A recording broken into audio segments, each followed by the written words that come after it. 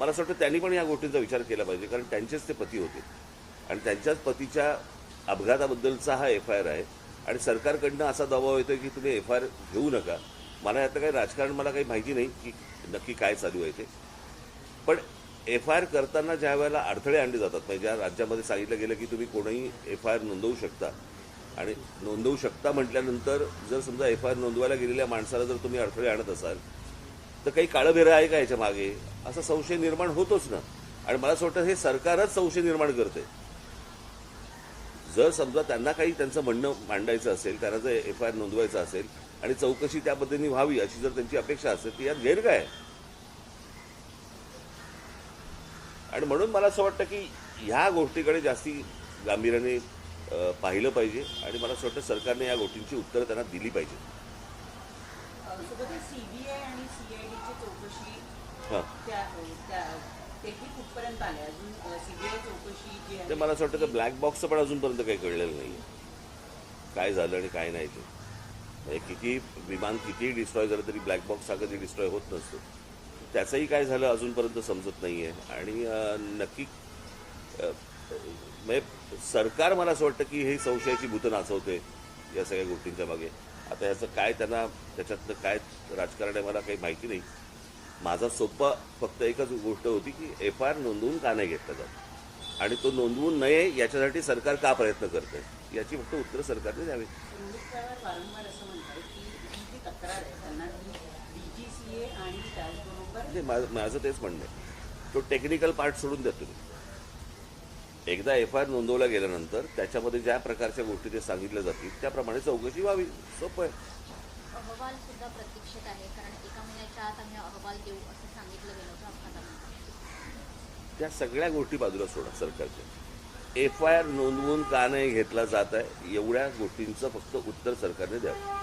3 ठिकाणी प्रयत्न करून पण जर समजा नोंदवून घेतले जात नसतील आणि पोलीस स्टेशनवरती जर समजा तुम्ही दबाव टाकत असाल की नोंदवून घ्यायचा नाही म्हणून, तर हे कशासाठी आहे हे कळलं पाहिजे. मला असं वाटतं महाराष्ट्राला कळलं पाहिजे.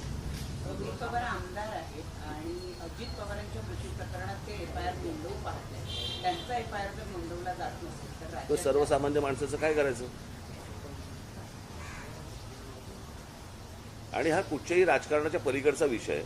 मला असं वाटतं की एक आपल्यातली एक व्यक्ती गेलेली आहे आणि इतका दुर्दैवी अपघात हा कोणाचाच अपघात होऊ नये, इतका दुर्दैवी तर होऊच नये. आणि अशा सगळ्या परिस्थितीमध्ये जर समजा काही गोष्टी जर त्रुटी असतील, त्या त्रुटी जर समजा FIR मध्ये मांडायच्या असतील तो मांडला दिला जात नाही. मला असं वाटतं की हे काहीतरी आपण कुठेतरी भलत्या लेवलला महाराष्ट्र आपण घेऊन चाललेलो आहे एवढंच फक्त यातनं दिसतं, अजून काही दिसत नाही.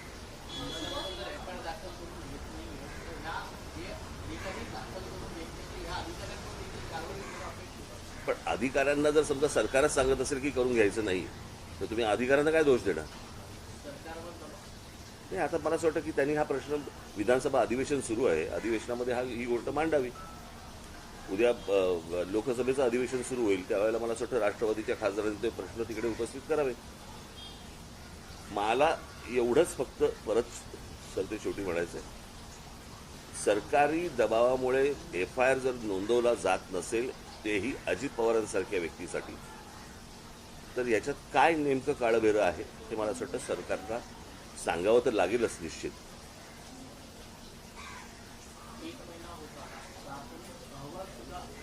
अजून सादर झालं ना. तर त्याच्यामुळेच काय होतंय की त्या असल्या सर्व गोष्टींमुळे संशयाची भूतं नाचवली जात आहेत किंवा नाचत आहेत. आणि मग प्रत्येक महाराष्ट्रातल्या प्रत्येक नागरिकाच्या मनामध्ये जे शंका या ज्या निर्माण होत आहेत त्या सगळ्या ह्याच गोष्टीमुळे होत आहेत. ठीक आहे.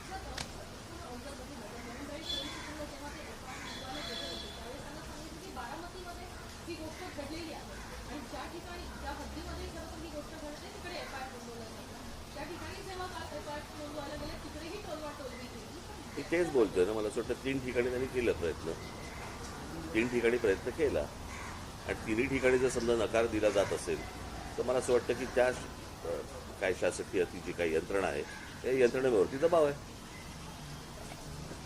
आणि त्यातल्या सगळ्यात महत्त्वाचं म्हणजे या गोष्टींबद्दल सुनेत्रा वहिनी बोलल्या पाहिजे. मुख्यमंत्री तर बोललेच पाहिजे पण सुनेत्रा वहिनी देखील बोलल्या पाहिजे.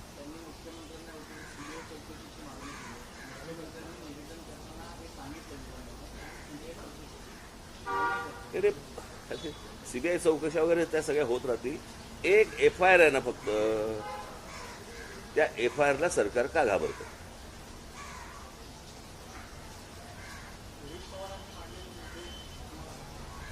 ते मी ऐकले होते ना, त्यांची ज्यावेळेला प्रेस कॉन्फरन्स घेतली त्यावेळेला ते आपण मुद्दे मांडले होते, मी सांगितले होते, मी ऐकले होते. टेक्निकल मला असं वाटतं ते बोलू शकतात जास्त. ठीक आहे, हे बस.